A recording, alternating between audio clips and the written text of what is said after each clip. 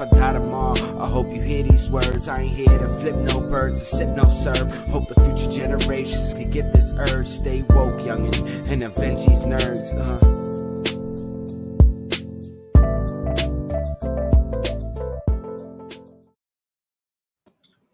That felt real short. I think it was a delay. I don't know. Welcome back to Folding Chair Tuesdays. It's your boy Sebastian. Huh? I think it's supposed to be a play off of what had happened. Listen, I'm following it every day. I am following it every day. Folding chairs have become a meme. Seabass, that wasn't good. It wasn't good. It's your boy Law. He's gonna be on timer for like 5 seconds till we finish this intro. Yeah, your boy Tom from across the hall. And of course, Vmac. And of course, and the Mighty Pong.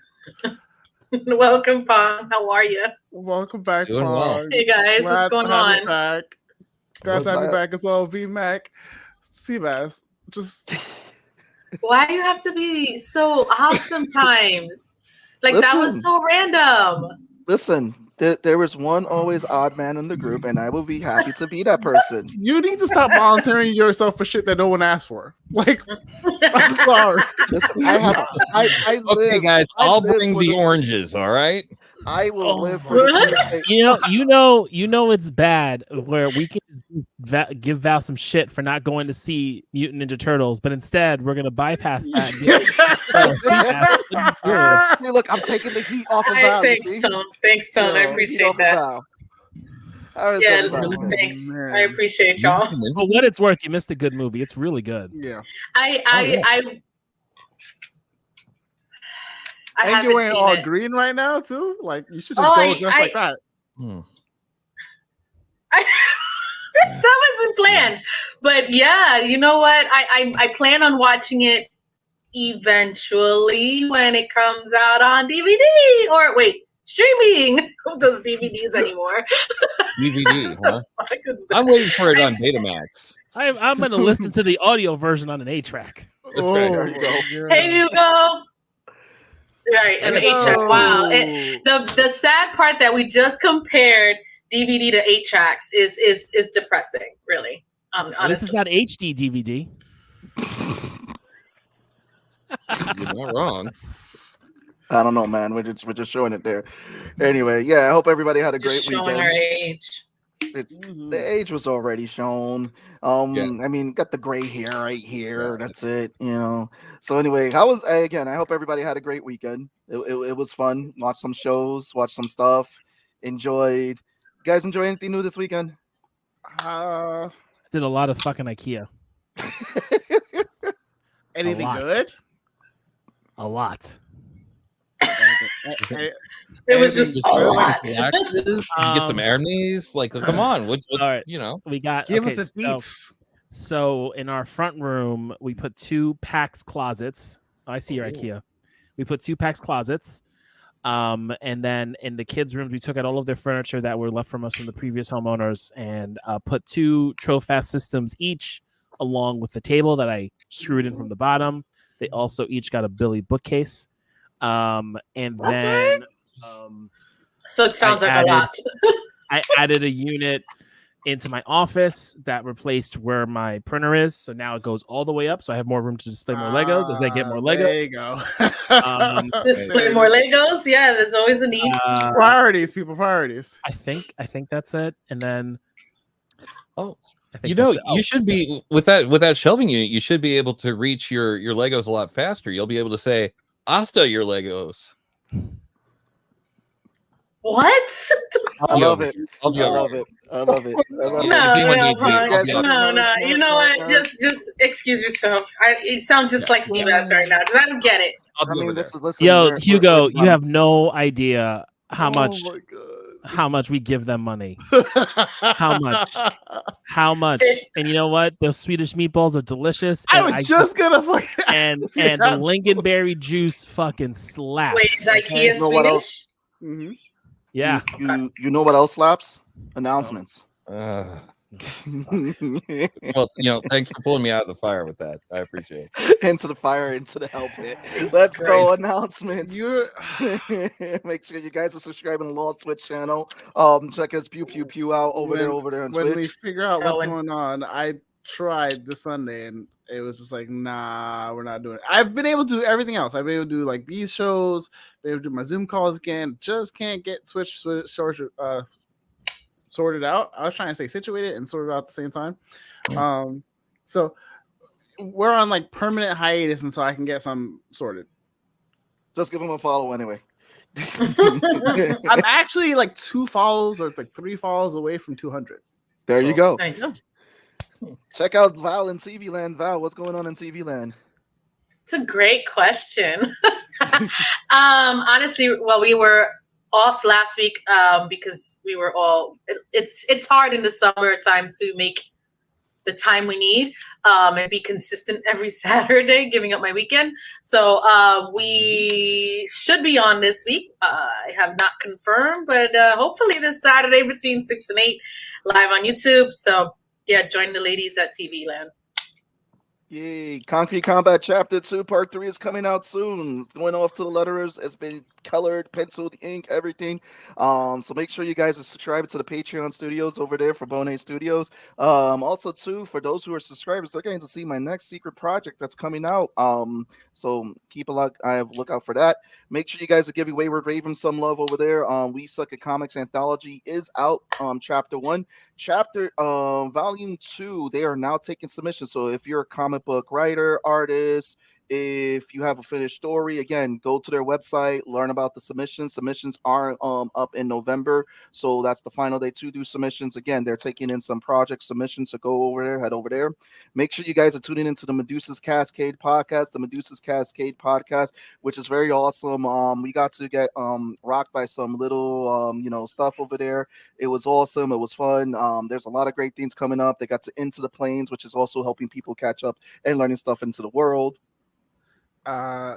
Last week was an actual play episode. This week is an actual play episode, with the following week being the arc episode of Welcome to In Venice, which is probably one of our favorite arcs for a multitude of reasons. It's like we hate to love it and love to hate it situation. So you'll get to catch up on that, which is pretty much like 1 or 2 arcs to current where we are now. So if you just listen to arc episodes, you'll be all caught up within maybe a handful of hours versus the multitude of like episodes that we have. There's nothing little about that. I'm sorry. I got to guest star as a character. It was fun. Yeah. Make sure you guys are checking out The Motive by Lou Cyphs. Lou Cyphs did the theme song for us over here at Nerds on Around. He has his album out there. Again, calls it Grown Rap for Grown Folks. So make sure you guys are listening to it on Spotify or wherever you listen to music.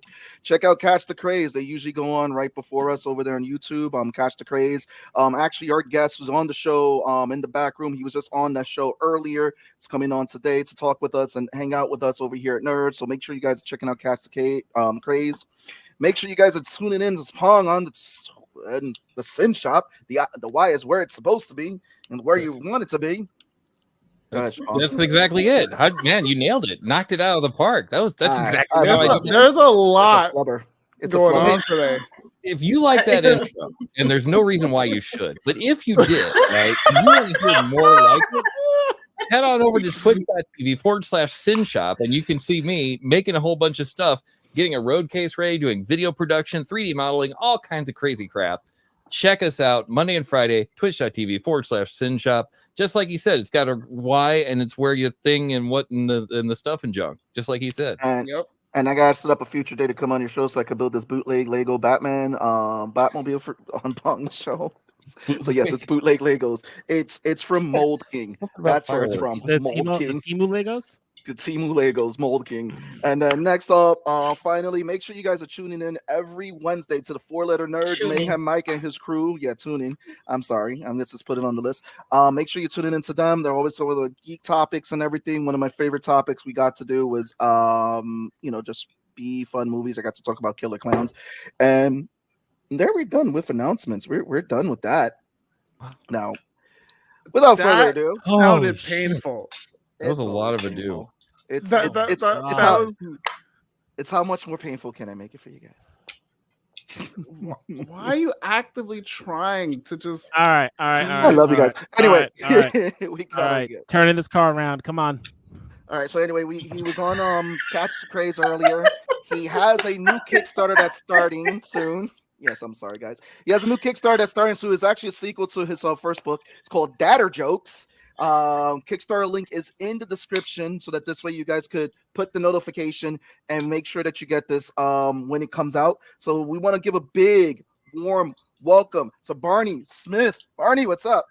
Oh, hey guys, how's it going? So, Welcome, Barney. so listen, I have to apologize to all 5 of you right off the bat. I accept your because I was like I was a couple minutes late coming in, and I thought we were already live. That's why I just jumped right into it and just started talking. So I didn't realize that we're all backstage. We haven't gone live yet. So I told a really good story that I was hoping it was for a live audience, and I realized, but you know what? It was a good story for the 5 of you. So I'm happy you heard about it. You can share it again. You can share it again. All good. Share it again. All good. So Just remember to act surprised. Yes. Yeah. Well, and I do got so yeah, being backstage. So Tone, I got to tell you, I am a huge. So when COVID hit, I decided to just jump in and just start buying up old Lego sets. Like going on Facebook Marketplace, and people are like, 50 pounds of Legos for like $20. I'm like, heck yeah. You know, I'd like, let's meet in the alley. I don't care. Just give me those Legos.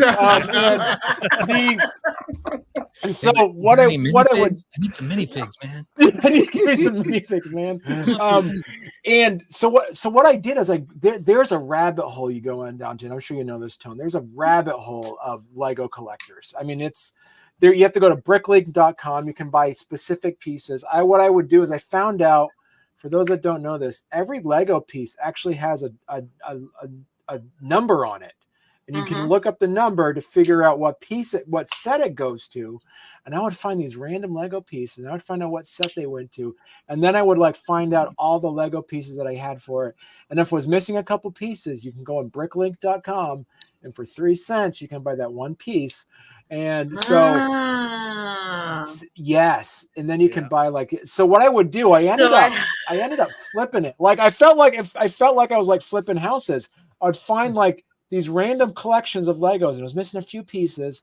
Then I would go on bricklink.com, and then I would buy those pieces, and I'd buy the instruction booklet. So then I would take this part of the sets that I only cost me like $5, flip them on eBay for like $50, and per pound, Legos actually are more valuable than gold. That is actually a factoid too. For you. So yeah, Shit. Yeah, people hold on to sealed boxes like they're just pieces of art. Yeah. Yep. No, I gotta build them. I need to build them. Not yours, Sebastian. I know. No, I got the bootleg stuff. You can't even. Those are not. Those are thrown into the Legos. ocean. Those are thrown into the ocean to make reefs. Okay, we don't. Listen, it gets the job done. It doesn't. I don't know who was getting the job done for. I could spend $150 for a Batman set, or I could spend $5 on Temu. I love how you're like, Mega Blocks. Yeah, too expensive. Right. I can't cut it with Mega Blocks, yo. Yeah, I mean, it was an experiment, so it's fun. So, Barney, I want to give you a minute to plug away your new book coming out. So you had a Kickstarter. This is the sequel, actually. So tell us about Datter Jokes. What led to the creation of this book? And how did you come up with the sequel? Come on, let's hear it. Right. So good question. See, this is why you guys make the big podcast money. See, ask these really good questions. See. I wish. the big podcast monopoly money. Yeah, see? Got the orange bills, yo. That's right. Out of the way, peasants. No, it's the white ones. It's the white ones. It's only the $1 white ones. So basically, it seemed like a lifetime ago, but I just want to recall the year 2020. you know, where it was just everything was vicious. I mean, you're dealing with like COVID, the election, you know, George Floyd murder. There was just there was extremely the internet was a hard place to be on, and there was, you could stumble into an argument and had no idea. So that was one of the things, is like you could post a random thing like, I just, you know, my kid just ate a blueberry muffin today, and people were like, blueberries are what made COVID, don't eat blueberries. Like everybody just find a way to just fight about something. So it was like, and it was so what I wanted to do, and like I would always post the random dad joke once in a while, every couple of weeks or so. So I actually tried to make my corner of the internet one of the, just a very safe place that people can kind of laugh. And it was to the point though, the first few jokes I posted, people would find something to like fight about it. I'm like, not about the joke, but they would mention something about Trump or COVID. I'm like, what does this have to do about a snail losing his shell? Because, you know, like it was that point, I'm like, you know what, just, yeah. So basically what I did is I just posted a joke. And so what I did is like, how am I, the first jokes were just like the low hanging fruit, the ones that you're going to find rehashed a lot that you'll hear on, you know, like TikTok or Twitter or something like that. But what I wanted to do was actually kind of do a deeper dive. And I was able to, about 5% of the jokes in the book are the ones that I actually kind of invented on my own.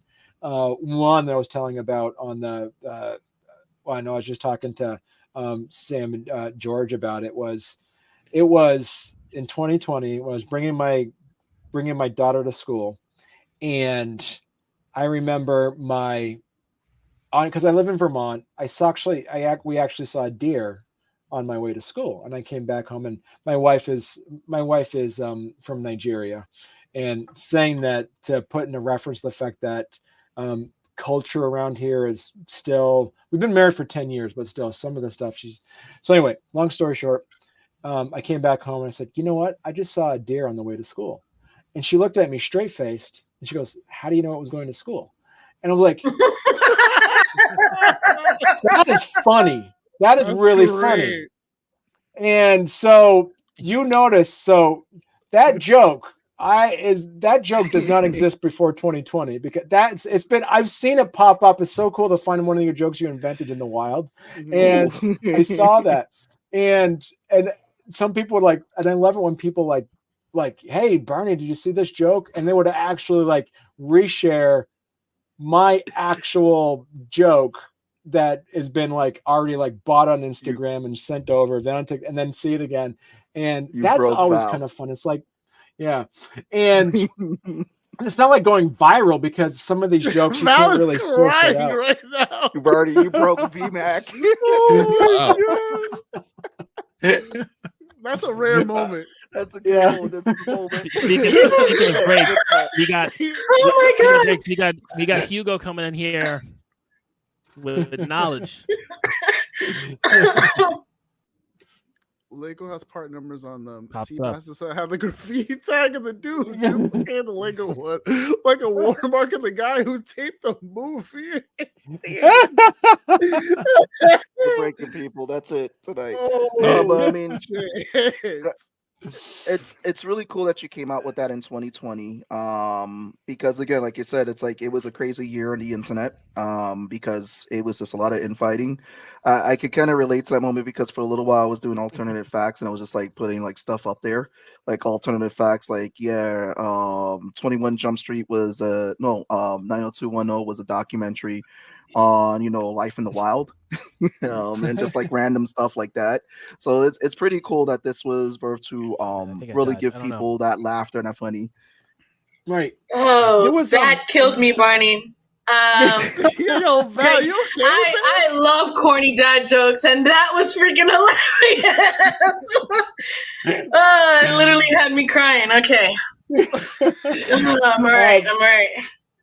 We had, and so what I've been able to do too is like, so there's a couple things that are actually makes this kind of more unique as a dad joke. Well, the first book and also the sequel book, which is, and I was telling George and Sam, I forgot to hit the go live button on it, so I forgot to even like launch it today. I was going to, because somebody said Tuesday is a good day to launch. I'll do it tomorrow.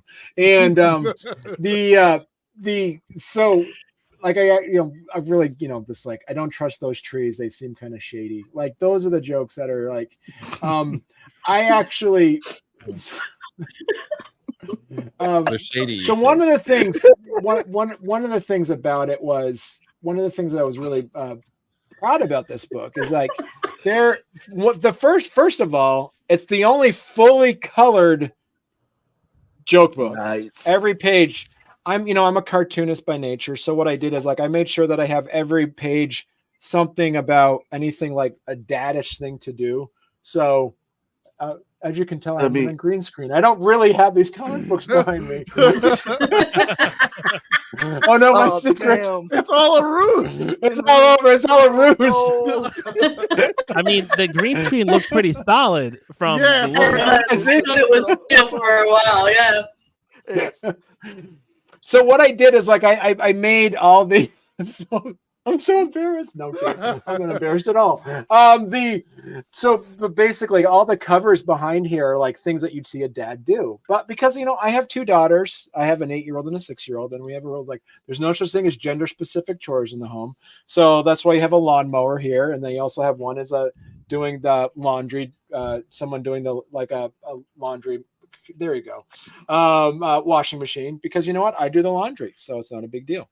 But I love this thing. So I have a karaoke machine on one and also a grill. So that's the first thing about the books, is that they're also fully colored. The second thing about the book is that if you go buy a joke book anywhere, you can go to Amazon, go anywhere. There's plenty of dad joke books. But the thing that I've noticed about almost every book I've seen, there's always something that's end up going to be either misogynistic or offensive or something in the lines that's actually just, some level of demeaning somebody's intelligence or something along those lines. So what I'm really happy about is that like all the jokes here are 100% safe, but they're not like lame safe. They're like, they're some of them are, fairly, witty. Like if I got 50 cents for every failed math exam, I'd have $6.30 now. So some of these jokes are really, made to be read, but also made to be safe. Because I have, like I said, I got a 6-year-old daughter. She takes that book to first grade. Not a big deal. She's not losing it because there's nothing offensive about the book.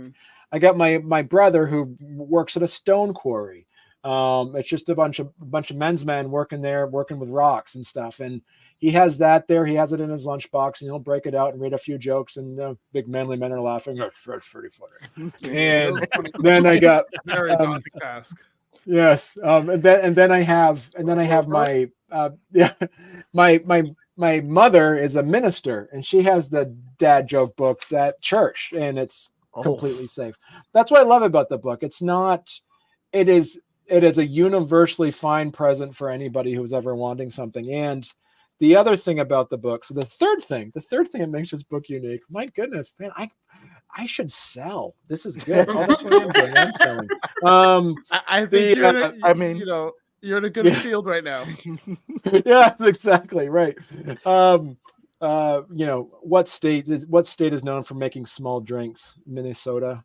What's the other thing about the book is that I'm also able to take, like, I love listening to old-timey radio programs. Love old-timey radio programs. I listen to Jack Benny, Gracie, George and Gracie Allen. Some of that stuff is vintage humor, which is amazing. And so what I do is I also go back and I find jokes that I can kind of like brush off and kind of make it more modernized. The one thing you can make fun of in dad jokes is self-effacing humor. So it's self-depreciating humor. It's okay to make fun of yourself and then make a joke about yourself, because then the audience is laughing at you, but with you at the same time. So one example of this, I found this joke I was able to brush off from Charlie McCarthy show back in the early 40s. So I brushed it off and I changed it a bit. So this is something that will probably get the rounds because this joke hasn't shown its face in about 70 years. So here it is. So this is the joke here. So here we go. You're the first ones to hear it. No, not really. I told my wife when I was in my 20s I was unbelievably handsome. She responded, "You're right. I don't believe it." Yeah. Pong got it. I didn't mean to smack you. So I'm sorry. mean. That's rough, You're buddy. right. I don't believe it. Yeah. See. Exactly. Oh, that's rough. Yeah. That's, Yeah. I think love you it. I love found it. your calling, Barney. Yeah. This is I love it's I definitely want to see this second. This sounds like, so I used to go into like Forever 21 and all that. You find like the different stuff, like the different books with jokes and everything, and we were always Right. joked around like there was a friend of ours, Tasha. Sometimes she'll have them like in her house, just like on the table. This is a really great book from what it sounds like to just have right there on your table, just to pick up, friends just reading it and everything. And again, it also sounds very kid friendly. So for those who want to find stuff, stocking stuff for kids and everything, who wants jokes, this is definitely a really good book one to have, the first one, and then the second one now, the Kickstarter, that are jokes. So I mean, come on, once you see the first one, you got to get the sequel. Right. Yeah. Exactly. Is there going to be a bundle within the Kickstarter? Yes, You're there gonna have is. a So bundle for both? so I do have a bundle, and because much like all of you, when you interviewing and talking to people that have done Kickstarters and the creators, one of the big things is having variant covers. So I've been able to connect with some of my other art and illustrator friends of mine that have been on my show a few times to actually come on, and so I was able to hire them to make some variant covers that are that. And so those are exclusive. So if those that want books that actually, if that are not my design on top, so you get those. Because At least one of those bundles should be called the Deadliest Catch. Yes, the Deadliest Catch. There you go, marketing right there. T Pong. I'm here to help. Really quickly, you go from He's writing that down. He's writing that down. Listen, that's how you Jot that recover, down. people. That is how you recover. They can't all be good ones. See, I got to bring it down. I got to bring the bar down, and then I can give you the good stuff. You got to hit it. You got to hit it with some level of disbelief, like, oh man, You're doing what Pong's DC's having a rough doing, day. but they haven't done it yet. They haven't. DC just keeps lowering the bar. We're just waiting for them to come over. Listen, You can just roll over the bar at this point. I honestly think Blue Beetle's gonna be it, and I'm very so. excited but sad and skeptical about it. It's a lot of emotions. I'm excited to see that, and then also see Megalodon 2 in the drive-thru. I'm hyped for Yo, my Sunday night. Megalodon 2, no lie, looks like a lot of fun. Like the first one, I was like, all right, cool, whatever. This one was like, we're just gonna go balls to the walls bonkers. Let's do it. And I'm like, let's go. I'm here for it. So for those who don't know, coming on, it's Barney Smith. Check out his links in the description, which is, again, Data Jokes. When does the Kickstarter launch? It was supposed to be today, and I forgot to hit the launch button. So I'll probably do it tomorrow. Yeah. So, guys, go with the notification. Spoken like a true dad. We'll get it done when it gets done. That's right. Right. I had to make peanut butter and jelly sandwiches for dinner tonight. You know what? I just completely slipped my mind. So, yeah. It works. Not for me, for my kids, because when Dad's in charge of making dinner, it's either the microwave or the toaster. I mean, I'm not gonna. Or the grill. I got Or the stuff grill. to do. Come on, Or the grill. I got podcasts to be on here. Speaking of podcasts, so Barney, you're joining us on a fun episode because this is one of our rare shoot the shit episodes because we get to talk about a lot of stuff that we did not get to talk about through the year because there's just so much content that has come out. I mean, from Twisted Metal to failed Indiana Jones movie. Summers have been crazy because with the rise of streaming, a lot of movies not being able to be put out. And going straight to streaming, and then now we have stuff back in theaters. We're like, oh yeah, we're gonna catch up on stuff. No. I spent all weekend, not this weekend, the weekend before, just watching shows and catching up on stuff. And I still feel like I'm behind on everything. Yeah, I'm behind. Has It was a anyone really not seen good. Barbie by this point? I still have it.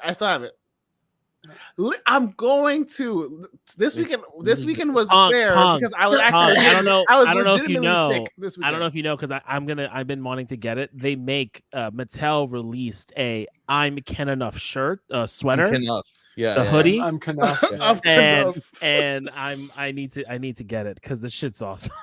Really? That was a good, I watched that with my daughters. They were all excited to watch the Barbie. I went, my wife and then my two daughters, we went to watch the Barbie movie. And it was one of those situations there where it was like 80% of the jokes went way over my daughters' heads. But it wasn't like they were like bad jokes. It wasn't like it was, but they were just references that no one's going to get. And there were a lot of references that I never thought you could actually make a Mattel movie based off of the same way that Easter eggs you'd find in DC, like in Marvel movies. Like, oh, that guy there, he was from issue 9 of Amazing Spider-Man. And this, like, people that really know it. But the whole idea of Alan and then Mitch, like all these, there were like references that only diehard Barbie collectors knew about. Like, that movie was not at all what I expected it to be. Like, I was gonna go see it just to go see it, just to, like, okay, get it out of your system, and like, I saw it. And you come out and you're like, holy shit, it's like one of the best movies of the summer. It's in the box office. I'm very depressed because I saw Indiana Jones. I saw a Barbie movie, like saved my money and go see it. I'll probably see it this weekend, but I was really depressed with Indiana Jones. But I'm glad that Barbie, that bad. It's awful. It's bad. Really? Yes. You saw it? Disappointing. I saw it. Indiana Jones. I don't. Yeah. I don't see it yet. Everything I've read was that the flashback scene was the best part of the movie. It was okay. Here was my thing about the take on Indiana Jones. Now, I thought it was great for TV. I don't trust Sebastian's opinion. No, like a number of people have said. I don't go by a number of people. Okay. I have to see it myself. No, that's fine. I know. And that's how you end up liking movies. I mean, like Morbius was good. Okay, I enjoyed Morbius. It's morbid time. We have go ahead, Seabass. I'm sorry. I take it back. If you like that sort of thing, this is the sort of thing you'll like, right? If you like Indiana Jones in the first place, I love Indiana Jones. Listen, then you're gonna like it. It was better than the Crystal Scroll. Is it? Crystal Scroll. It was better than the Crystal Scroll. Crystal Scroll. I thought it was better than the Crystal Scroll. But to me, being like someone who, like a kid who watched Indiana Jones, it felt like we were seeing it. It felt like it was too watered down to be his last hurrah. I feel like it should have been on a grander scale of a movie, and it just felt like, I get like you wanted to show the grizzled and everything and all that. That he's just a shadow of himself. I don't think that this was the movie for that. That should have been the last movie when he's passing the torch. But obviously Shia LaBeouf didn't come back. They should have replaced him with another actor to play his son to continue the legacy. There were rumors that Pong's favorite actor was supposed to pick it up. Oh Jesus! Chris Pratt. So there's a running Chris joke. Pratt, I mean, I can see. I don't see him being well. Okay, you know what? I could. Yeah, Jurassic World. Yeah, it could work. Right. Yeah. Well, here's the thing. Here's the thing about Indiana Jones. What you remember from the very first, when it started, Raiders of the Lost Ark. What made Indiana Jones really popular is that he was an everyman. He wasn't. He wasn't super. He was, and if you think about it, I learned this from watching an episode of The Big Bang Theory that pointed out that. Thinking. Yes, like Indiana Jones, he literally was he was irrelevant in their entire movie. Yes, they ruined that. Yes, like in Raiders of the Lost Ark, he did nothing that would have changed the arc of that whatever happened in Indiana, like in the Raiders of the Lost Ark. Mm-hmm. What makes Indiana Jones? No, think about it. Actually, I won't go into the details of it. I went back to watch it. I went back to watch it after that episode. They were like they argued it, and they were like, "Oh, okay," and they stopped and paused, and then they were like, "Well, what if he grabbed?" They like jumped into another thing, and they're like, "No, they would have still found it with or without him." The logic was so sound.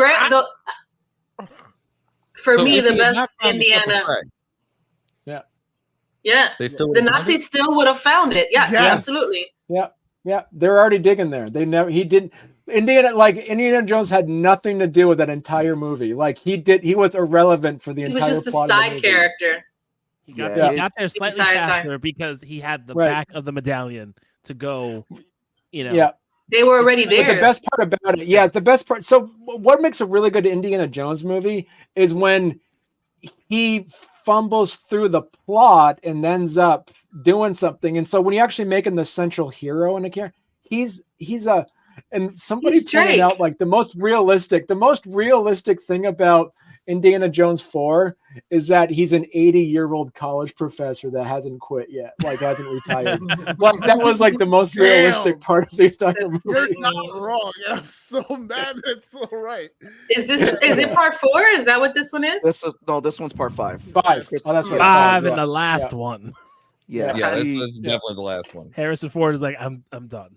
yeah. Yeah. I mean, there's but so much like de-aging that you could do at this point, where it's like, all right, dude, like we got it. Trust yeah, me. I feel like Yeah. I feel Until like he's the Red Hulk. What is he, like 76?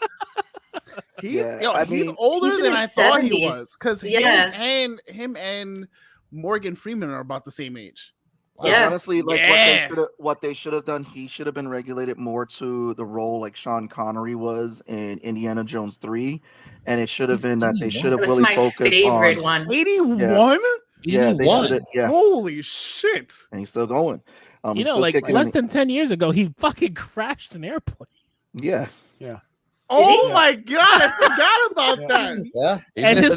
And his leg got broken in Star Wars when the door Yes. fell on it. Like, Jesse. Yo, he's been Yeah. going through the most. Yeah, you know Wait, what? He what? actually turns into like he Yes. actually turns into like a legitimate like Chuck Norris joke. Like you Yeah. can crash a plane and go and still show up in time for like casting. You know, like he's Yeah. just like That's a perfect notch right there. That's Yeah. it. It's like you got Harrison Ford and Chuck Norris. Who do you go with? I've That's it. seen that, Yeah. Hugo. Yes, I saw that. I agree, Hugo. So it's one of those things where it Sebastian works Stan should play sort him of younger. for certain things that they need it, but now that there's like, oh, one person did it and we're just all gonna do it. One, the person that did it wasn't a great one. We just let it like go away with it because we kind of needed it. But at then this you- point, but then they're forcing it's- it, and it's like, But then yes. you get, but then you get To bullshit. Val's point, give us Sebastian Stan as young Luke, and we're good Yeah. to go. But this is I'm the happy bullshit with that you that. get now, and this is it. And again, everyone knows how I feel about the Flash movie. You get that end sequence that you did in the Flash movie where they CGI'd everybody, so it's like it's giving the studios excuses to start So replacing rough. a lot of these actors, who are pretty much aging out of Hollywood to Or dead, Yeah, and it just Yeah. I Or dead. Yeah. That part. or just Yeah. just dead. Just like Yeah. listen, George Reeves. Like I wanted General- to take this story. No, what's his name? but I think The original guess I go- Superman, George Reeves, he killed himself Yeah. because he was tired of being typecast as Superman. and Really? They're bringing him back. way. Yeah, Yep. Yeah, He- So He- disrespectful. a little bit. A little yeah, bit. he suffered the Holy Keaton shit. he suffered the Michael Keaton syndrome before it happened to Keaton when he got typecast for a while because like, he everybody wanted he was typecast as Batman. That's why for a while Keaton wasn't doing any roles and all that. I mean, he George Reeves is I like think Michael Keaton doing Birdman did like a it world of revamped his wonders career. for I him. can't- Lovely. I can't. I'm trying to think of a movie between what Beetlejuice and Birdman, and I personally can't. So when you Batman have a- came out, I was like, "Do you guys really think that Mr. Mom is going to make a good Right. Batman?" Like He that's was, what that was everybody. Yeah, He was- people No, were Mr. Mom livid. was not if you bad. He was, remember. he, yeah, I think he was Yeah. he was a decent Bruce, decent Bat. It was he was like okay. He was the closest that we got to that in my For the opinion. time like, for we- period. For the time period. Yeah. right. Because I feel like So- everyone up until that, or even after that, we still have that argument of like one played the Batman better, one played the Bruce better, but no one got like the mix. Closest for me is always going to be Christian Bale because that's who we got the most of, and I think he got it closest to what I had in my head. But no, at this point, no one's going to top Conroy. So, you know. There Wait you a go. minute, they're doing Yeah. the Beetlejuice too? Yeah, Yeah. man. Barney. Yeah. Barney. So I live here in Vermont, and where they filmed Beetlejuice was literally like 20 miles away from my house. Holy So nice. yeah, and so local news. There's a lot of local news stuff because what happened was, I just want to preface it wasn't me. So, but there was in the news. There was Immediately, stuff I that don't went trust you. missing. Immediately, I Some don't people trust you. stole things from the set. Is of that why Beetlejuice. is that why your room is green screen right now? Well, you know what? I'm not confirmed or deny the fact that I got have like a- two he's got like a Beetlejuice cou- chairs. in He's my got a couple background. worms in the background, you know. Yeah. So Oh. yeah. So He's for the, got- But for- you know, for- bringing up the He's got Batman Michael thing, the Keaton's jacket in the background. yeah. for the But the Batman. Batman piece, what makes Batman probably so universal is like there's different types of a Yes. Batman. Do you want to be the rich Bat? Do you want to be the techie Batman? Mhm. Do you want to be the one that knows all, like, you know, the great fighter Batman is like, it knows all the martial arts? But the one Batman that we haven't really seen in the movies quite yet is because they're all action movies. Is Batman is first and foremost known as being a detective, being You got brilliant. We got You it got with that the in Robert production. Pattinson one. I Did you think see that that we one? got Yeah. that in the Robert Yeah. Pattinson one. Yeah. I don't. That's to me one of the better ones. I think it's the closest we're gonna get right now. I think there's still more to be like explored with it, but it's the most we've seen in a live action that we've had so far. I think it was it's so what the Patterson Batman did, and this is us, and then I let everyone weigh in. It really did give it ripped from the pages. It really did give that element that you mentioned, Barney, that we were missing. He stole it. It was a legitimate purchase. Yeah. No, it did give us the detective You go Batman with the that we've been dimes. missing. Yep. Yeah. You go always. It did give us the detective Batman that we've been missing from the movies, and I think that's what they're gonna keep deep diving into. Is that as they progress, because it's supposed to be like Batman Year One, and then as we're progressing through, so we're probably going to see more of that because it's like you're seeing he's getting his feet wet at becoming Batman or being Batman in this world, and even just the whole design for his costume was very radical, which I thought was really dope. It was something that we haven't seen. Like, who would have thought that he would take the gun that had killed his parents to form it as a bat symbol, to put it there, and then everything just about that movie just to scream, like even the Batmobile in that movie. It wasn't similar to like a lot of the Batmobiles we saw, but it did still have that roar, that engine that got people to fear. Then I'm like, holy shit, Batman's coming for me. So it was a really great take on the Batman series. So I mean, that was definitely a DC hit this year, but wasn't part of the DCEU. So Was that this year or last year? that was this year. Last year, That was this year. 2022. Was last year? Really? Oh, okay. It's a blur The to me. Batman? Yeah, it's Yeah. a blur. Yeah, the last Batman. year. Yeah. Last year. Oh Yeah. wow! It was like, Oh, it was that's like right. March of last year. That's because Shazam Yeah. came out this year. Really? That around the long? time. Yeah. Yeah. It was like, because it didn't have like it wasn't a summer release, and it wasn't wasn't a holiday release. It was like the Right. January to March. Like, Oh, if this wow. flops, I it's don't not know- that I bad, don't and know- if it does well, hell yeah! Like, I don't and know it why I did- thought that was early this year. Have know you what? guys seen the Penguin trailer for Max? No, Wait, they it's dropped out that there? already? There's like a teaser trailer, Max. They released it 2 days ago, I think. for what? I saw it today. okay. For Penguin. Yeah. Yeah. Drop that in the group chat, fam. Why you holding I on? got you in 2.5 seconds. I So, Barney- am low key very excited for the Continental trailer that I saw. Oh, That have you series guys- looks like it's gonna be off the chain. Like, oh, so good. First of all, whoever they casted as Winston, perfect casting. It's his origin, right? Yeah. Yeah. Yeah. It's him, I think, like inheriting the Continental essentially. Okay. And Barney. they immediately start him with like, "Oh, you're about to get into the bullshit." Like, So Barney Pong, y'all guys saw the trailer? Yeah, for the I have the no idea what Continental? you're talking about. It's a prequel to what was it? John Wick. It's about Oh. the guy who ran the hotel. Oh, that sounds cool. Yeah. the one Yeah. who calls Jonathan. Ian McShane's Yeah. character. Yes. Yeah. Mhm. Okay. So it Dude, takes he's place. I think such it a takes place good in the. actor, bro. I love him. I think it takes place in the 1970s. They said. Yeah. So it's I like very. Ian McShane since American Gods.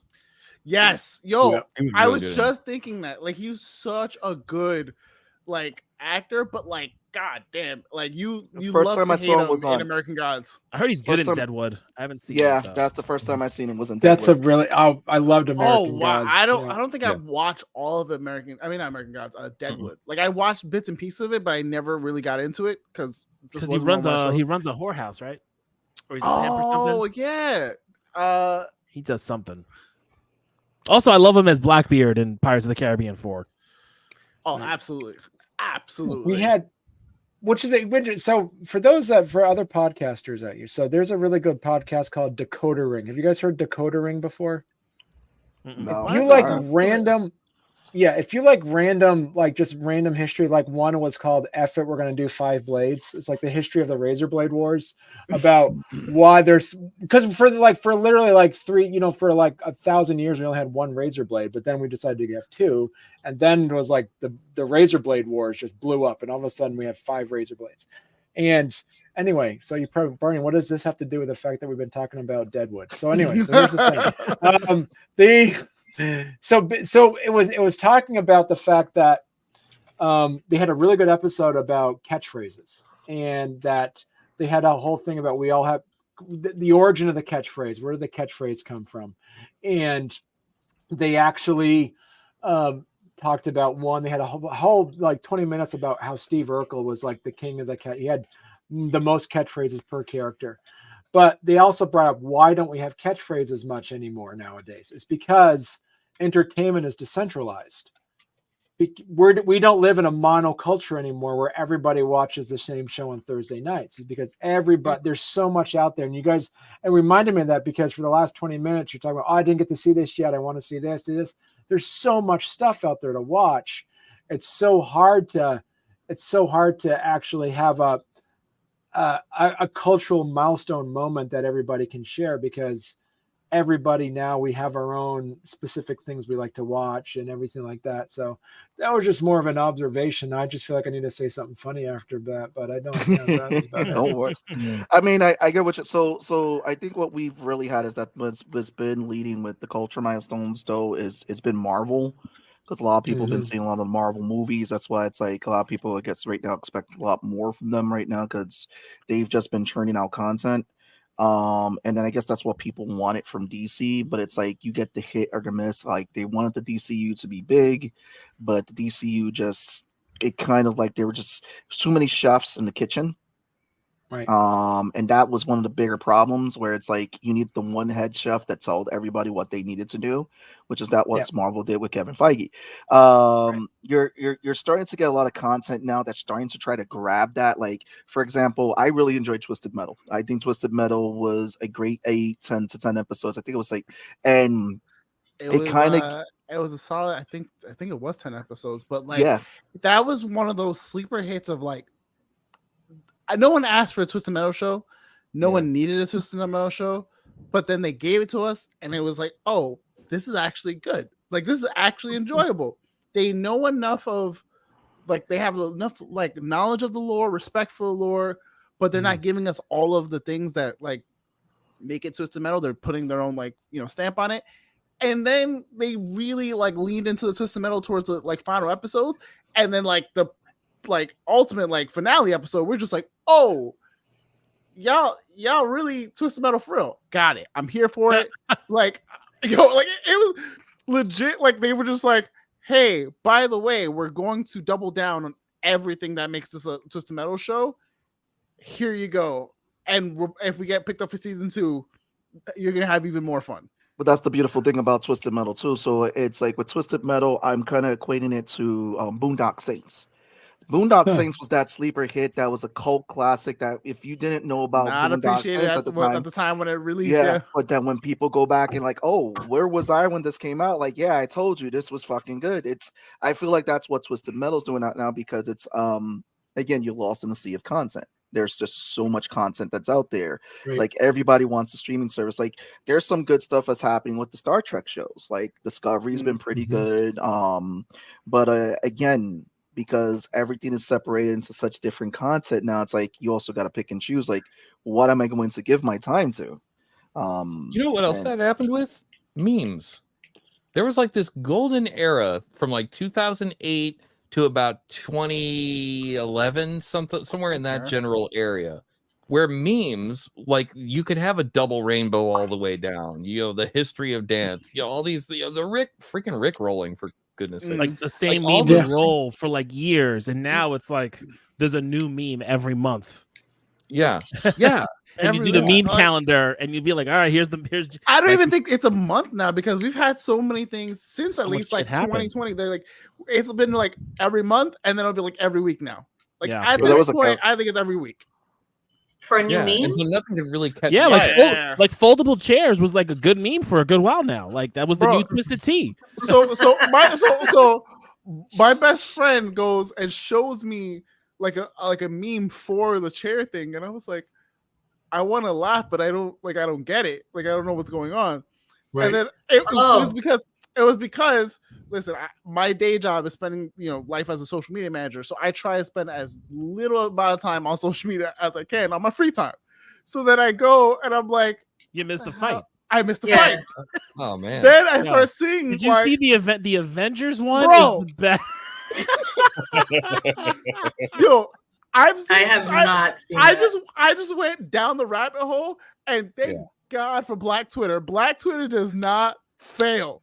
Oh my God! Just go down that. Just go Black Twitter. Like I said, just go down the rabbit hole of Black Twitter. They will never let you down. I promise you. It was great. So literally what's been happening is that this chair meme has been going around. You see people like, I got my license to open and carry. You just see them holding the chair. But it's even gotten so big that it even made it into WWE with the New Day that you see them in the back practicing chair swings, because obviously in wrestling with chair swings, you see them both with doing their whole thing with favorite weights.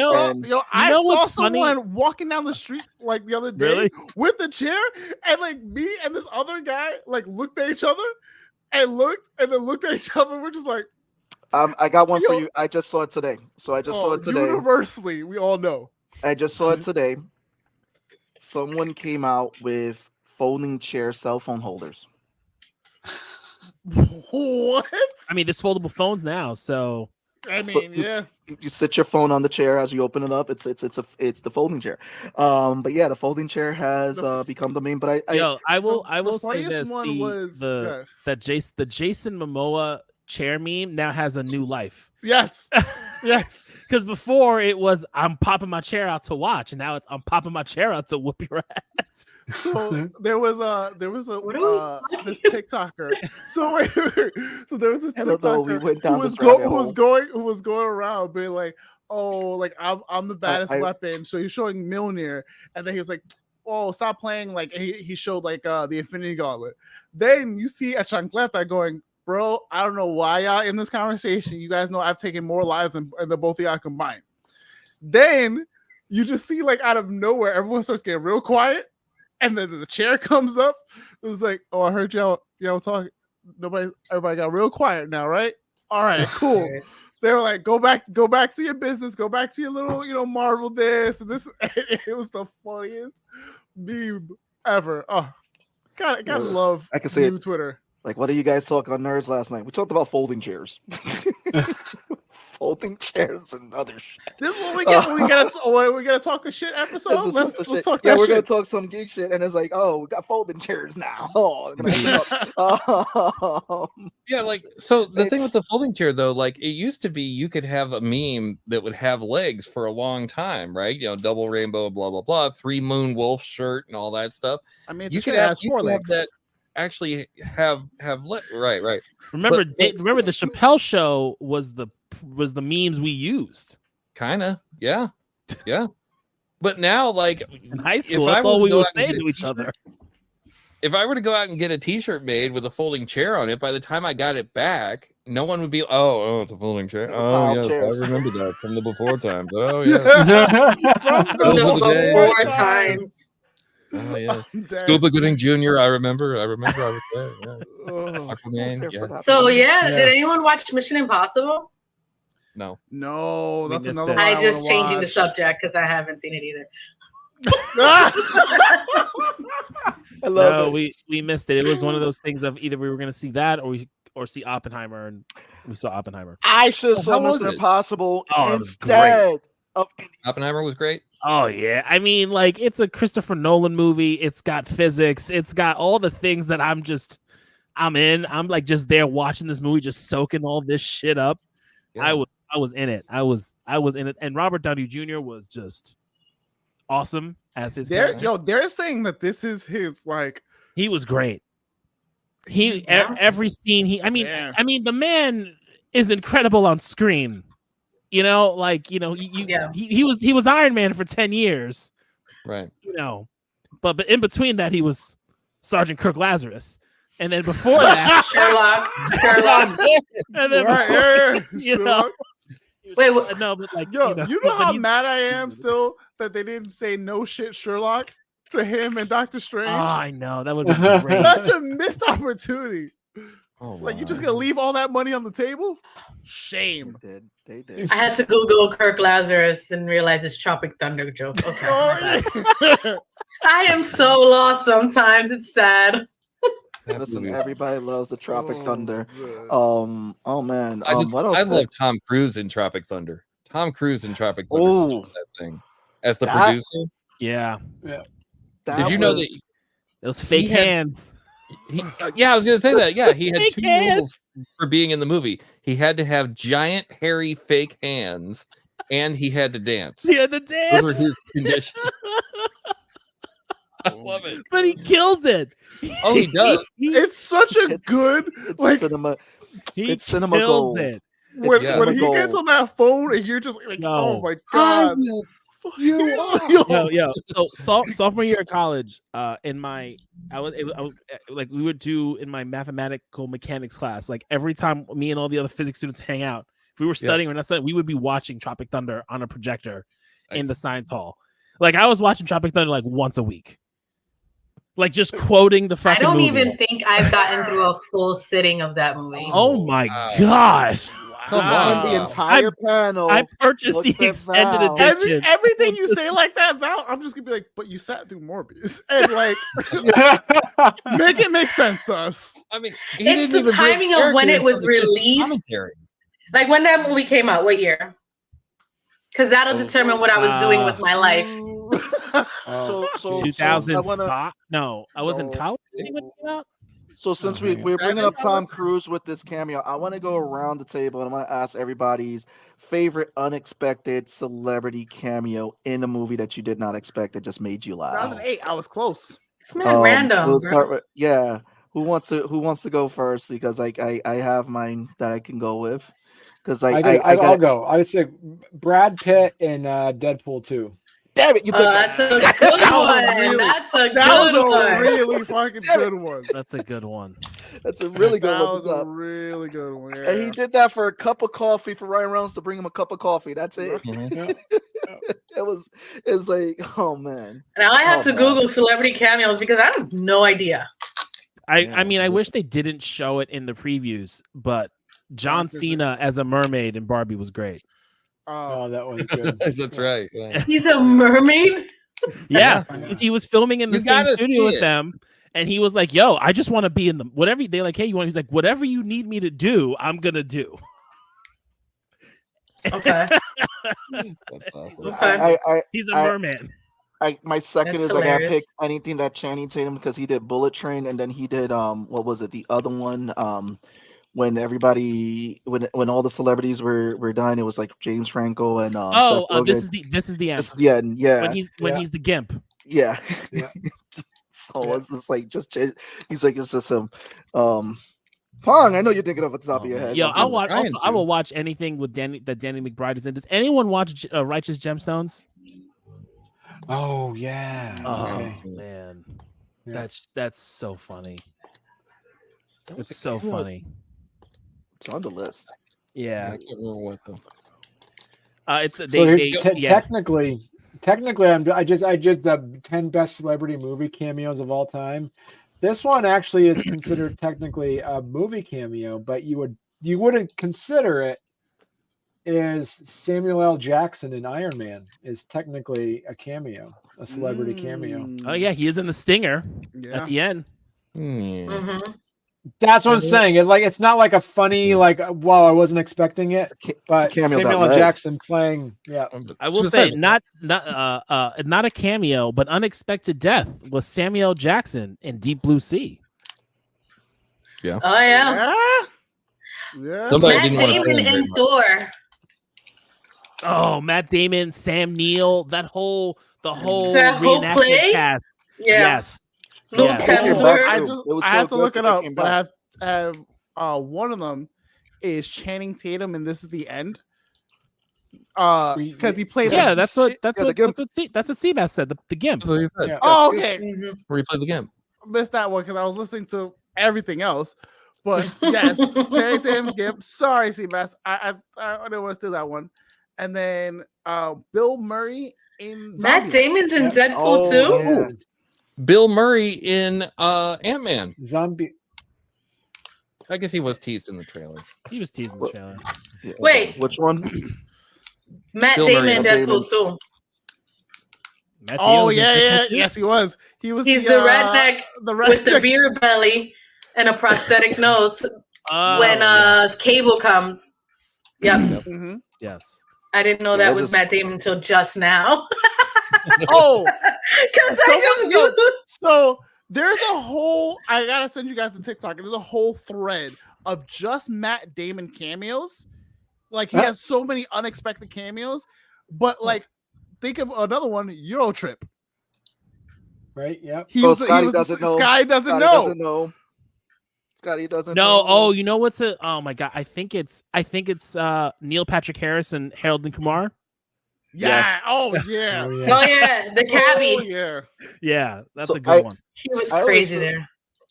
I always like to when celebrities play hyper versions of themselves. That they're just like, what was it? They have Dennis Quaid is going to be in that new movie Strays, and it was in the commercial. Where like Dennis Quaid is just like Dennis Quaid has seen a lot of stuff. He's just talking about himself in the third person. This is like Dennis Quaid, fuck Dennis Quaid. But it's like it's always fun to see them play their hyper versions of themselves. Like Keanu Reeves when he was in Always Be My Maybe. He played a jerk version of himself. It's like Keanu's not a jerk; he's just playing a but jerk. it's so good. And then I that's forgot- when they made the song Best Believe I Punched Keanu Reeves. Oh yeah, that was the end song, no? Yeah, and it was by it was by his band, the guy what's his face who played the lead. He plays Agent Jimmy Woo. Something Park. Why? It was Randall like Park. Randall Park. Randall Yeah, Park. Randall Park. So he actually has a band called Hello Fellow. And that was one of the songs was Punch Keanu Reeves, and it just ran. It's like it was really good. It's him rapping. I got one for you guys that I completely forgot about until I looked at this list. Keith Richards, who played Jack Sparrow's Yes. father in Pirates of Yes. the Caribbean. Yo, dude, like I'm looking at this list and I'm like, that's Keith not. Richards is And I'm like, somehow oh, still shit. alive on Oh, this you were earth. on the same site. You're on the same site that I was just on. Yeah.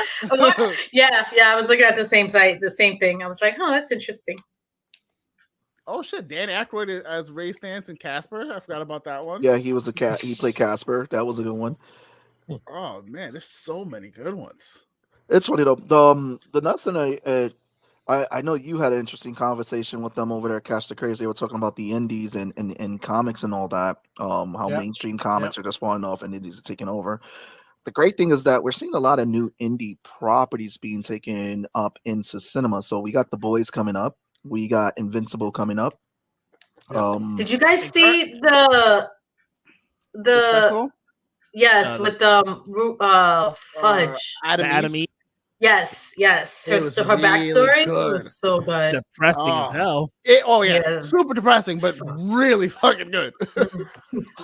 Also, Oh, there's a rest lot in of peace there's to a the lot of stuff. homie Lance Reddick. I heard his voice and I was like, no. Oh, But so there's a lot speaking of Lance Reddick, so he voiced Commander Zavala in Destiny 2. They just announced who's Keith David. replacing him. They're bringing in Keith David, Keith David. Which honestly, which is a great pickup. I mean, like if anyone was anyone's gonna do it. Yeah. Just for Like the the- voice, or they're picking him up? Wait, just for the voice. the voice. So like Just for the voice. all of his old voice, all of Lance's old voice lines are still going to stay in the game, and then anything moving forward is being recorded by Keith David. Keith David. Oh, okay. Valve what's playing the the- home game. we- Goliath, the gargoyle. Okay, Oh, yes, yeah. thank you. I appreciate I was The gonna guy in say Community, Spawn from the TV show. the guy in Community Good that Lions told from him Gargoyles. being- I got that's a good voice. Yeah, that works. Okay. He was the on guy from Community. Community that told him He was on a Community. virtual reality set. Yeah, he was on Community for a little while. Keith. The Yeah. last Yeah, season. And Jesus No, but- wept. Jesus, yeah, He's stop such a- saying he's Jesus. such But I think a what we're starting to good- see, though, like again, just fits from that topic. And I definitely gotta recast the show. Was that a lot of indie stuff is now starting to be made into like animations, TV shows, and all that now too, because it's like. I feel DC has dropped the ball so tremendously. Marvel I think Marvel was hurt by their last CEO for Disney. Hold on. Mm. I will say the 2 points for DC right now is the Superman show And Harley Quinn. and Harley Quinn. Well, that's They are animation. both They've always been pointing for animation. fantastic. Like if you guys have not checked out those shows, please do animated yourselves a one? favor. Yes, go check out My Adventure with Superman. Great show. I think it's the same animation studio as Voltron, if I'm not mistaken. It looks think like so. it. It looks very much like that, and It looks I'm like here it. for it. And then Harley Quinn just like Harley Quinn's great. non-stop, like fun. And then for Invincible, I didn't get a chance to say it. Robert Kirkman has gone on record to say that we will not be waiting as long for future seasons. My Good. man. I mean, that's helpful. Also, Who's I gotta Kirkman? honor. That's the creator of The Walking, Walking Dead. and Invincible. Yeah. Got you. Honorable mention for all you Netflix, The Heart of Stone with Gal Gadot.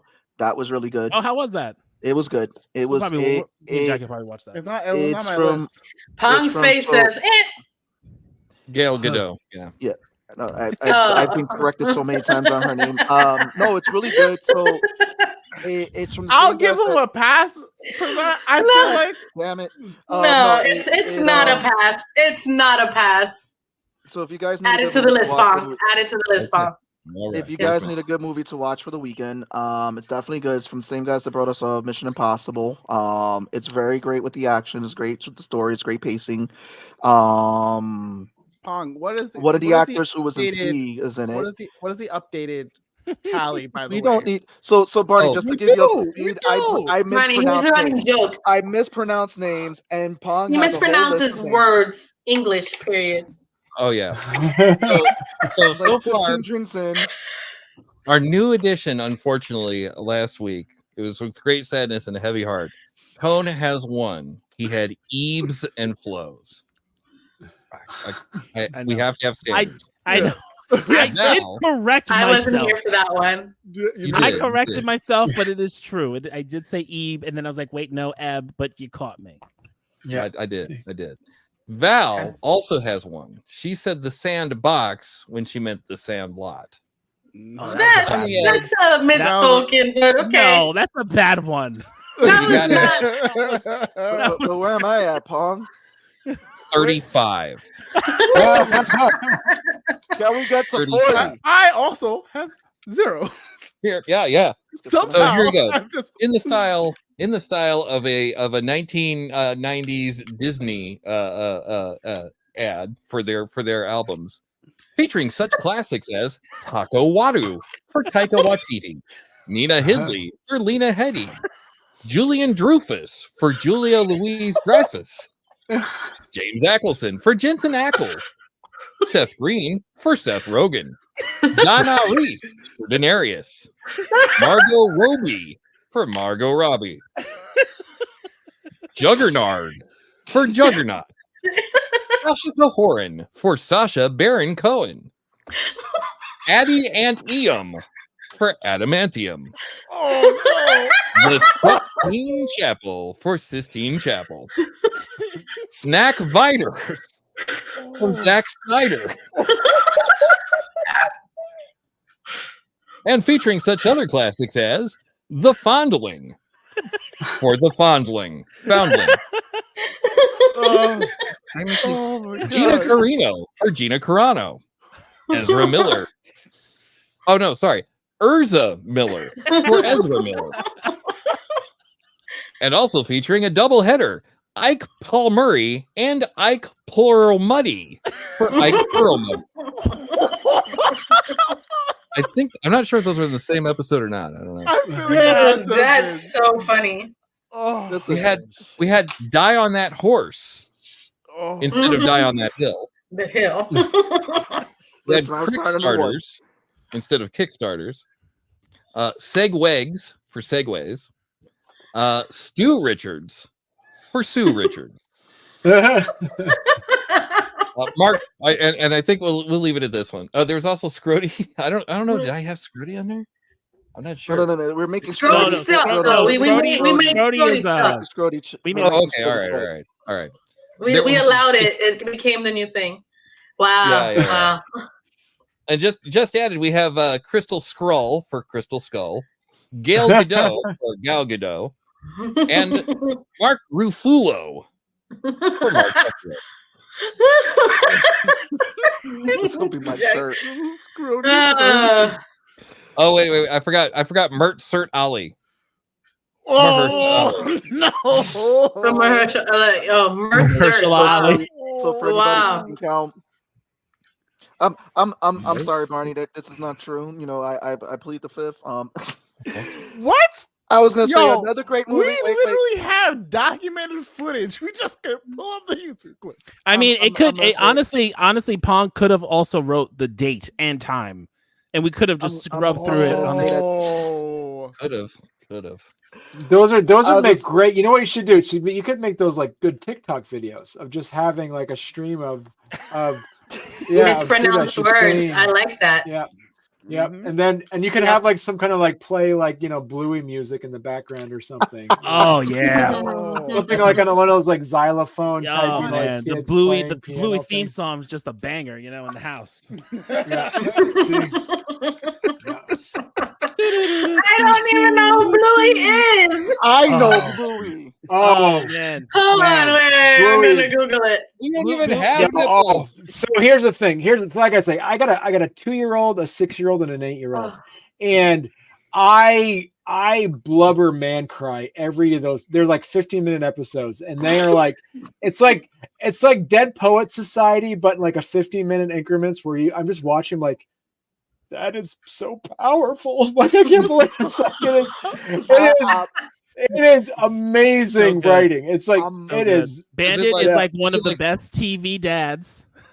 Is it like first 15 minutes of Up or like last 15 minutes of Iron Giant? Both. Like it is something where you're watching that and you're like, this is brilliant. Listen, there are things about Bluey, like you'll find articles about there are certain parents in which they watch Bluey and then they feel bad about how they are parenting or their parenting style because they're the Bandit like does so much with his kids and and Chili does so much with their kids. They're like, man, I suck as a parent. I don't do as much. And I'm like, listen, hang out with your fucking kids, man. I don't know what you want me to reliving your life choices. I got introduced to Bluey because so Tone went to go see Oppenheimer. Him and Jackie went out, and so me and Jess were watching the kids, and that's all they watched was Bluey. And I was like sitting there on the couch, like, just like, oh wow, I need more Bluey. So I need more Bluey in my life. I'm gonna send to the chat. So for those that are watching this at home, there is an amazing private chat going on in here, and I'm having a blast. So I'm gonna post on here. There's a link that says the most powerful Bluey episodes. So you can actually don't have to sit down and watch all of them, but some of them you're gonna be watching. You're like, this is Academy Award level, like last 15 minutes Iron Giant, first 5 minutes of Up stuff. Yeah, I'm out. Pong is like too rich for my blood. That's not a trip. No, that's not a trip I need to take. No. You gotta take it, Pong. No, Iron Giant, I cried like a damn baby. Oh my god, that I can't. One of Vin Diesel's best roles. This is raw. Don't touch me. Wait, is it Vin Diesel? I'm Yes. I didn't know that. Iron Giant? Yeah. Yes. Yeah. Wait, what? It's like his best role. Yeah. I didn't know that. Okay, Absolutely. I'm sorry, guys. No, that's all good. That's all good. Why would you? Yeah, he's I had no idea all these years. Oh, Yeah, there's he go- 17 of these? Of what? Oh, Oh no, those are boy. just in the 17 best ones. No, there's a lot more. There's than like that, 80. No. Like you gave us a list. Hey, it's like the 17. yeah. I'm like, oh, that's a lot of emotional damage. You're just gonna sit us through. Emotional But you know, it's not. It's damage. Yeah, It's cute. It's good. it is but cute and it's therapeutic. There's so much. It's watching it as a the odd ones out. Yeah. Kids like the YouTube channel, The Odd Ones Out. He made a video called My Thoughts on Bluey. He watched all of them and apparently some really powerful messaging. Yeah. All I gotta man, say is it that theme song got stuck in my head, and then after a while, I'm like, I'm like this on the couch bopping. Mom, Dad, Mom, No. Dad. It is. Yeah, it is. It's good. So here's the thing, and this is, I think that this is the message that you all been talking about throughout the entire time, is that we need to celebrate good stuff. So it's like it's there's so much mediocrity out there that it's amazing to when you see something good and you're like, you know what? Like objectively speaking, that was pretty darn good. I am. That's how I feel about Ted Lasso. Like everyone I speak to, I'm like, you have to watch Ted Lasso. Like it's just good. It's just feel good. It's written well. It's just a good show. Well, that's what you recommended when you recommended C as well. C was a really good, and I think it's one of my super good. It's one of my favorite roles that Jason Momoa has played. What's up, George? Yeah, George. And I knew that. I don't know if the rest of them knew it, but I definitely knew that. I remember that. Yeah. So I did not know that. Good to know. I'm gonna share with you guys something. So Jess, where she went to college at, was Occidental College, which is also a college where Barack Obama went for his first year, for freshman year. Her dean before he went to Hawaii. Yep. Her dean was named Dean Avery. When she went to her dean's office, Dean Avery was the wife to James Avery. So it was in the picture. No shit. So Jesse was like, "Hey, look, that looks like Uncle Phil." It's like, "Yeah, he's my husband." Oh man, rest in peace to one of the greats. Yeah, when she told, I was like, "Gee," I'm like, "Damn, like that's cool." So yeah, Occidental College is pretty cool. It was pretty good. It was cool. I got to visit its campus and everything. So I saw where Barack Obama went for his first year, Dean Avery. And then one of the actors for the mini show, when it was one of my wife's reunion, he was actually at the reunion on a date with someone who went to the school. So it's like, oh, okay, so that's how you closer in the mix in Hollywood. Okay. Let's go Occidental. Apparently Barack showed up at my college for like some random whatever thing, and we're all like in class going, what do you mean like the president just dropping like here to like say a few words, so do something? And then we like look out the window and there's a chopper in Harris Field. like I went to Lehman, so like we look out the window, like the huge like baseball, like set of baseball field outside, and we're just like, chopper? Oh, president was here. Cool. We never like no one saw him. No one like got to like I think there was like some speech, and like I think none of us could care less to come in like 8:00 in the morning to come see him. So if you ever wanted to do celebrity hunting, if you had visit the Central Park Zoo during the day when everybody was working, because I worked there as a teen, various celebrities did come. So I saw Al Pacino, saw Shakira. Al Pacino looked all disheveled. He was like, hair was all up here and all that. Spike Lee was really cool. He would always make time to take his kids to the zoo at the time when they were younger. So he would make time to always take them to the children's zoo. I remember Shakira came. She didn't have any makeup. She was tiny.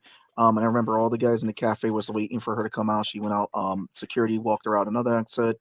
Usher was there when he was with Chili.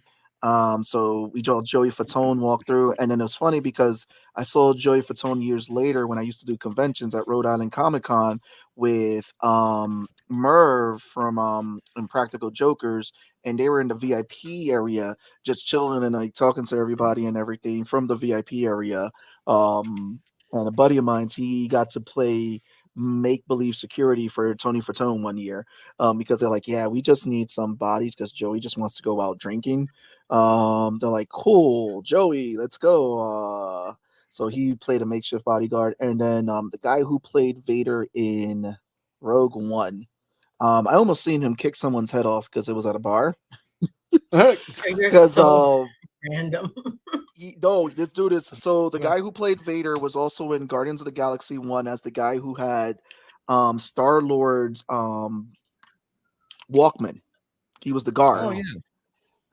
He was there signing autographs. And so this was after hours. We're all at a bar, and it was warranted because there was this guy who was there trying to press him to sign an autograph. So apparently, like with celebrities, you can't sign autographs outside the show. You have to do it in the show because there's a certain amount, that your whoever your agent is or a representing company that they're making and everything. So you can't sign it out the show because, but he said, listen, I could take a picture with you. The guy kept pressing him on. We were hanging out with Bill Diamond, who actually he's the guy whose company did like Fraggle Rock. They did some of the doll work for Gremlins. They did some of the doll work for Little Shop of Horrors. So that's when I posted that whole picture of me and Audrey too. That was from Bill Diamond, who's a great guy if you ever get to meet him at conventions. And he was like, he was getting upset because this guy kept pressing him. But luckily, Khan's security was there. And so it calmed down, and they ended up just buying everybody drinks at the bar. And it was a really interesting night. That was like my last great time at Rhode Island Comic Con because it was pretty dope. That was it. That's just a story. Even was Question: what are we nerding out lately on or watching that you guys want to recommend before we start trying to wrap up? So I will recommend Hidden Strike with Jackie Chan and John Cena. It's a fun popcorn flick. Black Clover, I just started watching anime wise. So if you're watching anime, Black Clover is really good. And Zom 101, which I've been reading the manga, and now it's been getting an anime. So I do recommend it as well. Because they made a live action movie. Anime's very, very big, and it's been popping up. It's one of the newer mangas and anime that's been popping up lately. Then we'll go with Pong, Barney, Law, Val, and then end it with Tom. Pong. All right. I am basic AF. So here is my two recommendations. Was one, go see Barbie. It's not what you think. Whatever you think it is, it's probably that and then some. And it's awesome to see it. And I love the movie. Also, Solar Opposites is out. They've cracked the code on how to replace Justin Roiland. How did they do it? Yeah. The answer just may surprise you. It's with a British dude. Surprise. Yeah. It's Yeah, with Dan Stevens. Who's Justin Roiland? Justin Roiland is one of the co-creators of Rick and Morty. Okay. And he was- also did a got number. canceled. It did like majority of the voices. Yeah. Okay. So Barney. those are my two big ones. And there's another one that just came out. Oh, on Apple TV, there's that one Strange World or something like that. Oh, I heard. It's like a web comic that Dan Harmon has for some reason turned into a Apple TV show. If you like that sort of thing, it's the sort of thing you like. If you would know the style once you saw it. It's like the aliens that describe things in weird ways. Like their teeth. They call them stones. That one. Yeah. Okay. Is it called Strange Worlds? Are you looking up right now? You got it. I think it's. I just started thinking of the Star Trek show. I might be confusing them. So Let's see. Is it Strange? we'll find it. I'll look it up. But anyway, yeah. They have so a those are my Strange two World, big- which was an animation that came out. Strange Oh, Planet. that's not- Strange Planet. There we go. Okay. Yeah, Strange Worlds I think was with Star Trek or something like that. I'm not sure. No, Strange World was the Disney animated movie. Okay. Yeah. Strange Planet is the one I'm thinking of. Yeah. Okay. Barney, recommendations. All right, so there. So what I normally do is I make sure that I don't subscribe to all the streaming platforms. I watch what I want to, then I unsubscribe, and then I subscribe to another one, and then that way I can That works. And yeah, and so one thing that I watched that was on Apple TV that it still haunts me was, and they came out the new season's coming out. It was Foundation. If you haven't watched Foundation, I heard I was that. just looking at it. I was talking about that. That's the Isaac Yeah. Asimov book, right? Yeah. Really? Yeah, I heard about it those. is. Yeah. Both based on books. Okay. And that's a really good series. And if you're looking at anything that is I got 3 kids. Blue has been on TV for a while, and and for some reason now that's like Spidey and his amazing friends. It's not the ones we're used to in the 80s. There's a new one, and it's I think it's just a PJ Masks ripoff. Yes, it definitely it's a PJ Masks ripoff. It's definitely a PJ Masks ripoff. Yeah, Mike PJ Masks. Yeah. And the thing that really bugs me on PJ Masks is that there has been one adult asking where the heck did this giant totem pole base come from, and where and why are you letting kids run around at nighttime? Nobody's actually asked that question at all. So I'm a person doing independent comics. I'm all about origin stories. I love origin stories. I want to know what the origin story of that is. Nobody's told me yet about what the origin of PJ Masks is. But anyway, I'm going on a tangent. Sell toys like Paw Patrol. It was Emotep. Yes. Emotep did it. It was all him. Yes. I have a theory because you have a cat. Yeah, see, you have a cat, an owl, and an iguana. And I'm trying to figure out, is it the cat is ancient Egyptian, the owl is ancient Greece because owl is a thing, and then you have the iguana, the lizard, which is ancient South American. There's something to do with the pyramids.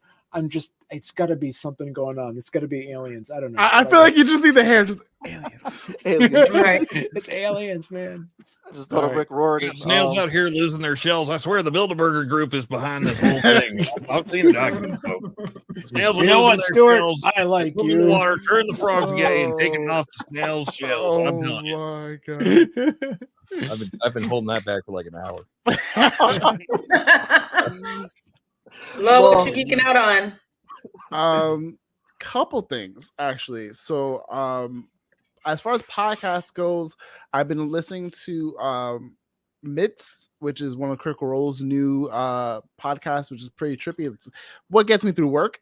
And then Tommy put me on to a audio drama called Malevolent that I've been listening to on Spotify, which is a great like what is that called? Cthulhu-esque Lovecraftian like horror. Okay. But if you haven't checked it out already, watch the new season of Baki. That was amazing. Like absolute just like hands being thrown everywhere. Baki is fucking ridiculous. Baki was so good this season. The new season of Bleach is out, and that looks incredible. I got through like the first couple episodes and whatnot. I am watching dub because that's what I did with the old ones. As far as like anything else, I want to say that's it. Other than like I've said, before, I like till my face is blue. That new Superman series. Like I am not like a huge Superman. We gotta person. add that to the calendar. Yeah, I'm not a huge like, oh my gosh, Superman's the best hero in the world. I'm a huge Batman fan, but I always love when they get Superman right. Like it just makes me feel good. So Laura, let me know if this is a right comparison for it, because this is the vibes I was getting for it. It's like kind of seeing Superman meets Avatar: The Last Airbender in terms of the animation and kind of like the character flow, but it still stays true to that Superman story. Like I think the animation is closer. I still think the animation is a little bit closer to Voltron, but I think the campiness of it definitely like in the realm of Avatar. Yeah, because there's a certain level of like it's like serious, I guess, or whatever the case is. Like there's real worlds like yeah, but it still captures like that fun element to it though, because it's been I mean I've seen the first before, and it's been fun. It's been a fun show. Barney as our Barney. Barney, are you James Cameron's doppelganger or alter ego? You've been on a show with us now for an hour and a half, and you're just like, we had to let the audience tell us. You know what? That's something that actually rings a bell right now that I'm seeing it. Yeah, so it's kind of like how Stephen King had the Bachman books. He actually wrote actually like wrote some books that he went under a pen name. So James Cameron is my Oh, there you go. It's not the other way around. Got it. There is no Good to know. there is no spoon, Hugo. Yeah. Val, you're up. I'm all over the place lately. I'm definitely watching 1,000-Year Blood War, Bleach's new season. I'm trying to catch up in Boruto. I'm midway through. I just got through the tuning trials, the second round. I finished up Shrinking on Apple TV, which I enjoyed. I've been very much into audiobooks right now. I'm starting the Dune series. I just finished book 1. I'm in the 3rd book of I don't know if you guys know, A Court of Thorns and Roses. There's a series. Oh, with it's James Sanderson or something like that. Sarah J. Maas. She's the writer. I'm A Court of Thorns. But I'm familiar with the title.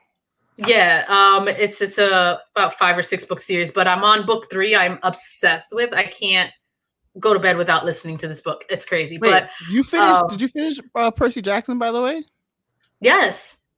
How'd you? I did finish. Did you like it?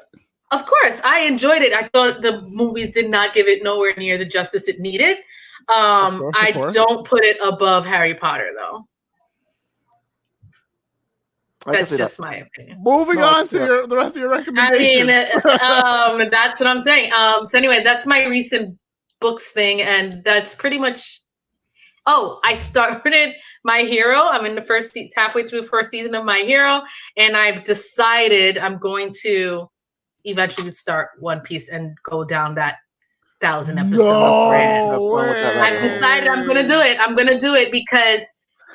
Something about this Gear 5 everybody's gassed about, and one of my homeboys was like, because I'm a Naruto fiend, right? I love Naruto. Like, no one is going to tell me that is not the best anime story ever created, until my friend was like, nah, One Piece is a better story. I was like, there's no way in hell.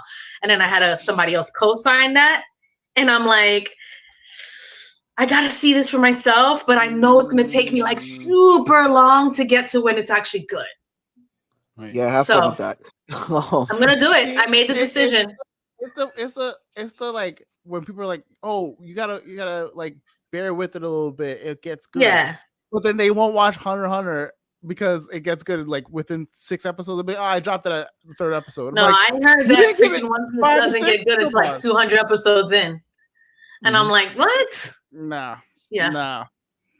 But I'm gonna do it. I'm gonna do it after Black Clover.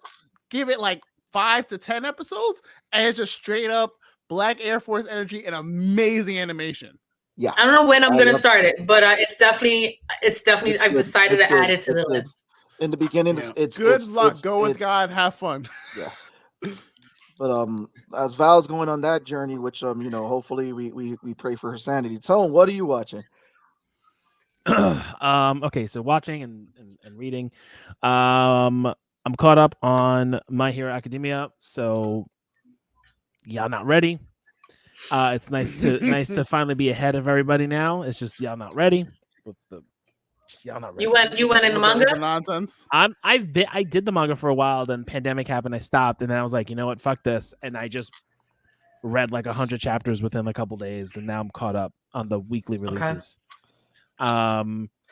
And finish Demon Slayer and all that stuff. And then I'm going to start reading Vineland Saga. I may watch it on Netflix. What did we watch? We watched Righteous Gemstones, which I always tell people to watch. It's 3 seasons. The final episode of the 3rd season already dropped. We're watching season 5, season 6 of What We Do in the Shadows. So we're doing that. Season 3 of Only Murders in the Building just dropped, so we're gonna be watching that. Yeah, so like I like a lot more so just live action dramas and drama comedies and dramedies right now, and then I'll catch up on some. My friend was telling me I should invest time in Suits. What do you guys think? Do you guys watch Suits? I watched Suits for like the first couple of seasons, and then I fell off just because I stopped watching like TV. Jesse would probably recommend Suits because she finished the entire series. She finished the entire series and also started watching the spin-off series. I forgot to recommend mangas. Kaiju number 8 is getting a what is that about? I keep seeing that come out? Essentially, it's a guy who's like in his mid-30s who wants to be a part of like the kaiju extermination force, but he keeps failing the exam. So he just ends up working for the like the cleanup crew, and then he himself becomes a kaiju. And so he gets to join the force, but they also want to kill him because they're just like, "You're a kaiju, dude. Like we can't do this." And he's like, So he's an Aaron. Kind of, yeah, more or less. But it's really fucking good. So like watch the trailer. The trailer's out. You can check out the anime I think later on this year, but the manga is really, really good. Highly recommend that. Highly recommend Solo Leveling as well, because that's also getting anime, and it's completely done. They finished everything. They did the side story. Really, really good. And I've been loving the hell out of Overgeared. That was something Turt recommended. Of course, always. Spanish goodbye. I've been getting my kid into watching, like, you know, Godzilla, King Kong. So I started them young, so I have them watching Clifford the Big Red Dog just to get them geared up to more kaiju movies. There you go. Clifford works. Clifford is one of the original OG kaijus. That's right. Yeah. Yeah, give him that, and then slowly with integrating Godzuki. And there we go. Godzuki. So it's not real Val, so until you join the D&D campaign, she's gonna end up joining. No, she rather just spend time doing One Piece. Wait a minute. Who said I was joining any D&D campaign? You're committing to One Piece. I made a decision when I actually get to. Do you know how much other stuff I'm doing right now? I just named like several things I'm listening to or watching. Barney just gave me a great suggestion. 1.5 speed. I'm gonna do that. That makes listen. genius. You just have to come in and play one of Little G's kobolds for a guest appearance. That's it. No. Do not play one of Little G's kobolds. Don't listen to this man. I'm gonna pretend I know what that means. Sure. Yeah, I don't even know any of those. For those who are wondering, trust me. If you listen to Medusa's Cascade podcast, you'll hear about it. But you also don't want to know about it right now, so just forget that you heard that. Okay. So anyway, I'm not a D&D'er. So Barney, it's been awesome having you on. I know you do a podcast as well. Give us the digits on your podcast. Where can we find it? Go right ahead. Yeah, so it is storycomic.com. I have 4 podcasts that I do. So nice. Busy man. Yeah. So the first one is Story Comic Presents, and I'm almost on issue. Look at me. I'm on almost episode 300. And here's a funny thing: every 100 episodes, I interview another Barney Smith. So it's super fun. So I actually had episode 100. I actually he previous past, but Barney Smith, he was a toilet seat artist. He painted toilet seats. He has a museum in Texas. Episode 200, I had a guy named Barney Smith who was a musician and journalist for a music magazine out of Australia.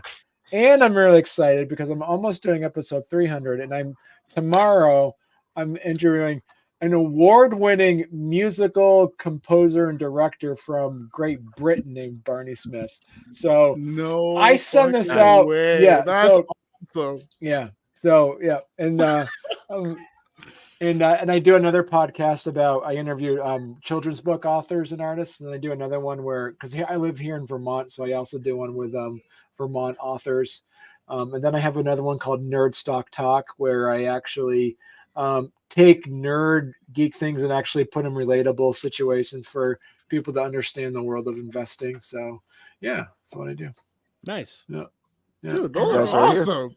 Storycomic.com. Guys, you have the link. There you go.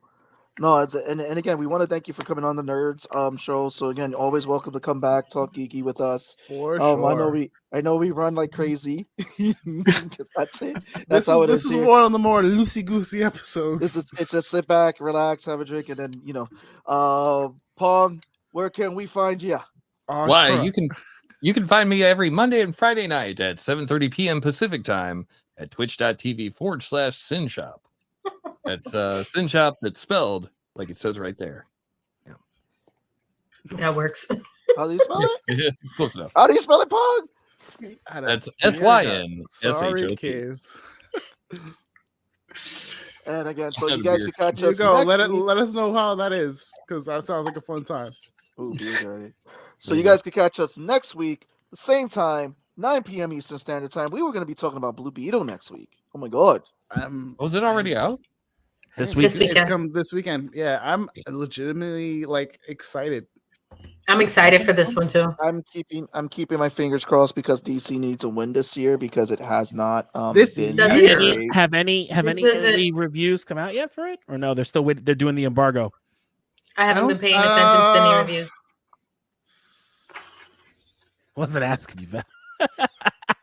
I'm just saying I don't pay attention. It doesn't matter because we're gonna watch it anyway. I care about reviews. Wow, yeah. There's no Blue Beetle Rotten Tomato score yet.